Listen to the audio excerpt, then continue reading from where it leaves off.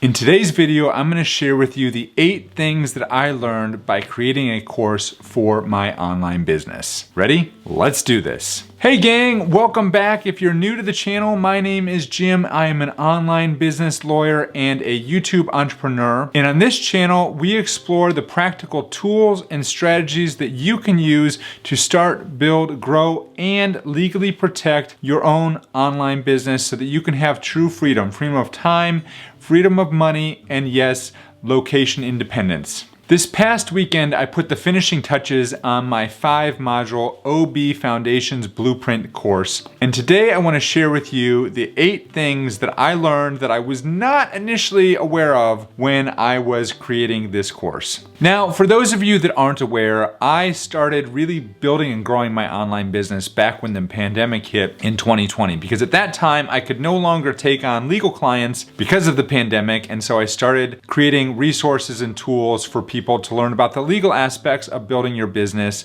and I shared that information through YouTube. And in so doing, I created my first course, which was the Online Business Legal Toolkit, and I've put over 300 students through that course. And what I found was towards the middle to end of last year, I had a lot of students that were doing a great job at legally protecting their business. The problem was they didn't have a great online business because they didn't know kind of how to build an online business. And so at their urging, I decided, hey, I'll create a course on how to build your online business that'll go hand in hand with the legal course that I already had. But there were a couple problems with my logic on this. Number one, building a course takes a lot of time that frankly I just didn't have. Number two, I've never taught a course in how to build an online business, so I was kind of going from my personal experience and I wasn't really sure what I should include in that course. And number three, I had a bit of imposter syndrome, right? I didn't know if I knew enough about online business to actually teach online business to other people. But, you know, shoot first, aim later is the way I like to look at this. And so I went ahead and I told my students, all right, listen, I'm going to create this course for you. And then I took it a step further and I included this course that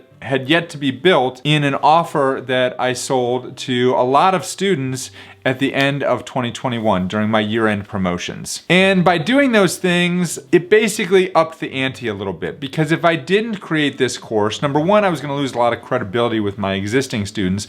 And number two, I was really risking people that had purchased my program at the end of last year asking for refunds or trying to get out because I didn't deliver on what I said I was going to do. So I wouldn't be living in integrity with my own business ethics. And so not creating the course was not really an option. So I plowed forward and created the course. And so let's jump into the 8 things I learned during that process. So the first thing I learned that I kind of already knew was that it's really important that you pre-sell your course before you actually create it. And the reason I say that is because building a course is a really time-intensive and hard thing to do, especially if you want to create a course that has a lot of meat in it and that is really valuable to your students. So I kind of indirectly did this because, like I said, I created this course for my existing membership students, but I also had a lot of people that joined my program towards the end of 2021 based on the promise that I was going to provide this course. My initial goal was, well, I'll have this course out and finished by the end of January. In case you're keeping track, it's now May, and so that didn't happen. And that's because of lesson number 2 that I learned, and that is that it is a lot harder and it's going to take a lot longer to create a course than you actually think it is. I thought it was going to take me about a month. It took me 5 months. But I honestly probably would not have been able to get it done that quickly if it wasn't for my OBM. OBM stands for Online Business Manager that I work with. She is amazing and I appreciate her every single day, but she put together a structure for me, basically an outline of how to create the course with checklists and things like that so that we could keep track of where we were in the process at every stage of the game. And so the way I created the course was I basically batched everything. I would start by modules. So I batched every module. I did one module at a time, and there were 5 modules on the course. There were supposed to be 4 modules on the course, what can I say? I had to move into 5 modules. So I batched 1 module at a time. I scripted all the lessons for that module. I recorded all the videos for those lessons. I edited all the videos for those lessons.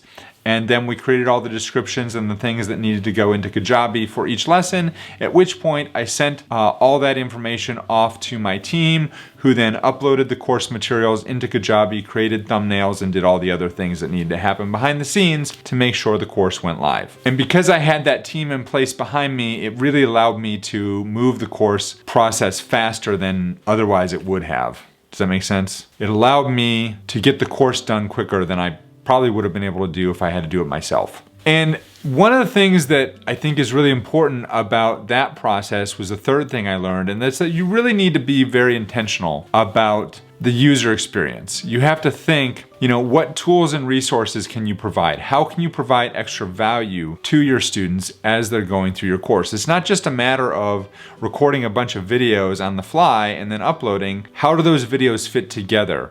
What resources can you add that are going to provide additional value to the students that correspond with each of those videos? And these can take the form of spreadsheets. They can take the form of audio recordings. So what I like to do is I like to take out the audio for each video and upload that. So if somebody is listening to the lesson and they want to listen to it in the car or someplace, they can do that. They don't have to watch the video that way. And then also, in terms of the documentation that I would provide to students, I like to include Google Docs, because those are things that I can kind of edit on the fly and re-upload to the course, as I want to make updates and things of that sort. And so while we're on the subject of user experience, the fourth thing I learned about is you really need to understand, what is the customer journey going to be? What path do you want your student to take? So they're starting from here and you want them to get to here. How are they going to get there? What's the process? Kind of big picture, how are the modules in your course going to fit together to make sure your students, who are starting basically at square one, going to get to the ultimate outcome that you want for them, so they can actually join your course, purchase your course, and get the results that you want them to see, that they're going to give you testimonials for, and all these things. So I've already got a course on how to go from having 0 legal protections in place for your business to having all the legal protections that you need in your business, so that you can make more money from your business and you can sleep better at night. In this course, I want to take them from people that are just basically starting out with no idea of how they're going to build their online business, and then take them through to where they have an online business that's actually generating revenue for them in their sleep, and to have that happen within 60 to 90 days. That's the value proposition of my course, and so I had to be very intentional about how am I going to get them there? What modules did I need to include? What lessons need to be included in each module to show them how to get to that point? And how can I use my own experience and case studies to help them learn from what I've been able to accomplish? Before we go any further with the next lesson I learned, let's take a sip of coffee. Today we got the North Carolina Cary mug. Of course, Cary is where I currently live for the next 2 months. Today is the 11th. That means we have 2 months to the day from when I'm intending to move to Portugal. I don't know, that's crazy. I can't believe that's gonna happen. And we got a lot to do in 2 months. Anyway, that's another video. So now that we know kind of what the result our customer wants to take, the next thing I learned is that you might not need to include all the information that you think you need to include in the course. And so my course it's meaty. There's a lot of information. There's probably 40 or 50 video lessons. There's gotta be at least that many. I'm not sure. I haven't actually counted them up. I know the last module alone has like 20 some lessons, but that's the biggest module. But what I also noticed is there's a lot of lessons that I wanted to put in the course that weren't central to pushing my students forward to where they needed to be. I felt like those lessons would just sidetrack them from their ultimate goals. And so what I did is, for each module, I pulled out the lessons that I felt were really, not gonna help the students reach the goals that they needed, but they might help them later on down the road. And I added them to a separate folder to update or to create separate bonuses for the course. So I think it's important that when you're creating the course, you really need to outline what you want the course to look like and pull out the things that aren't absolutely necessary for the client or for the customer to reach their goal. And then you can add those back in later when you update the course, or when you, if you want to sell a bonus to the course, or maybe you want to teach something separate that's different from the course in a workshop or something of that fashion. So that's kind of what I did. I think it's really important, especially when you're building, if this is the first course you've ever built, that you need to have a minimally viable product. And so it doesn't need to have everything. Sometimes everything is just too much, but it has enough so that your customer can go from where they are now to the result that you promise when they join your course. The next lesson that I learned is not going to be intuitive, but I think it's important to understand.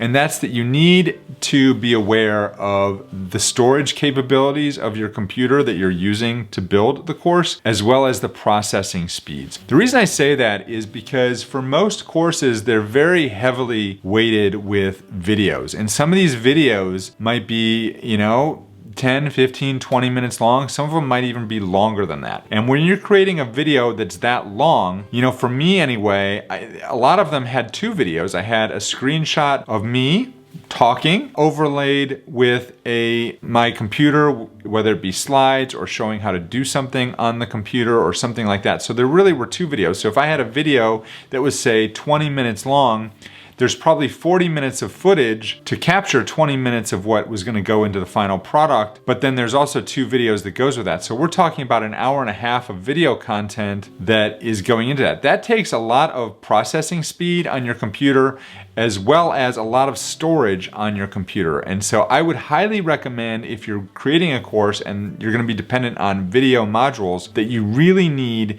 to make sure you have an external hard drive that you can move things off your computer during the process. So that's what I did. When the file got too big, I would get a notification, your hard drive is basically full. And I have a 1 terabyte hard drive, I believe. So I would move the files off onto an external drive. And I'll include a link down below to the external drive that I use and that I love. I can put all my videos there and then free up space on my computer.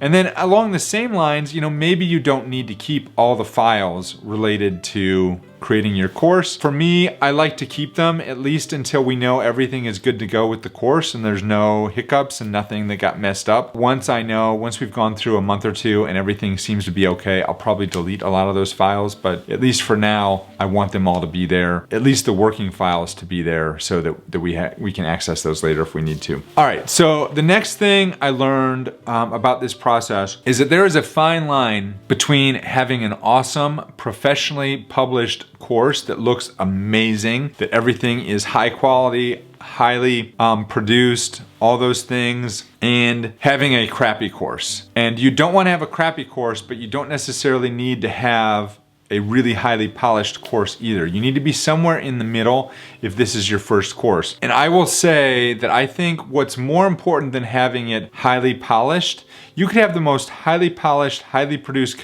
course in the world, but if it doesn't deliver on the promise that you're making your students and it doesn't have exceptional quality to it, quality being the content is high quality, it's really a crappy course anyway. So you don't need to have the most highly produced course, but you need to make sure that the content you're producing is high quality. And so that's what I really tried to focus on with this course, understanding that this is not the most highly produced course. I created this with my Canon M50 camera and some screencasting software on my Mac and some Google Drive documents and spreadsheets and things of that sort. It's not the most highly produced course out there, but there's a lot of really great content and I share a lot of great information, and that's where people are going to get the value. Because if they follow the information that's in the course and they do the things and the exercises that I'm telling them to do, they're going to get results. I mean, it's just going to have to happen that way. So, and I think this goes along the lines with what I talked about before, is